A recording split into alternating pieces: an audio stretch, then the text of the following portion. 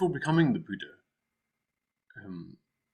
Buddha is said in legend to have lived 500 lives as a bodhisattva being a compassionate, loving, and wise being who seeks the liberation from suffering of all other beings.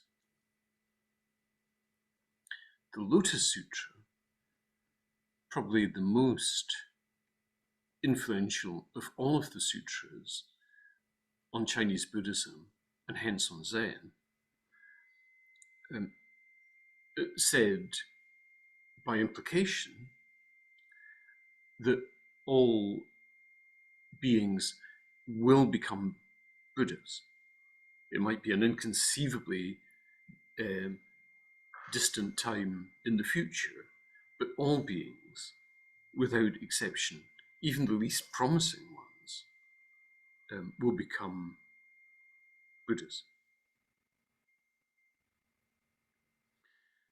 And plainly,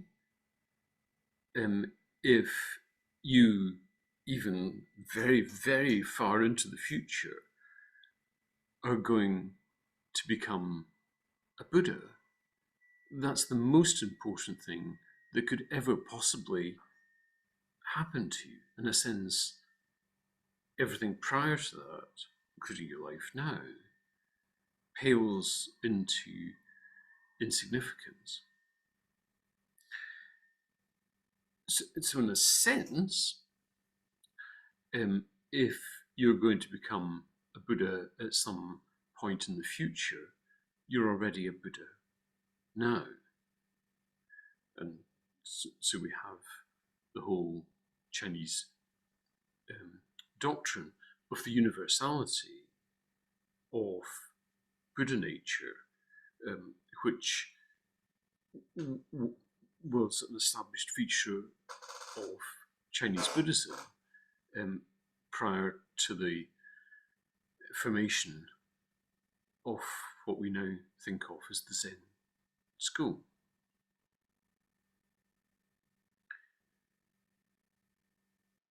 Furthermore, if every being without exception is going to become a Buddha, then every being without exception now is a bodhisattva. That doesn't mean you're a bodhisattva. It means that all beings that you come across are bodhisattvas. So all beings are teaching you. This is the opposite of the spiritual inflation which is implied by thinking of practice as being a means by which you advance towards enlightenment. It's the opposite of that. So all beings, all the time, are teaching you, are moving you further towards your eventual Buddhahood. They may be teaching out of their wisdom. They may be teaching out of their stupidity. They may be teaching out of their love. They may be teaching out of their hate. They may be teaching out of their ignorance. They may be teaching you out of their antagonism towards you. It's all teaching.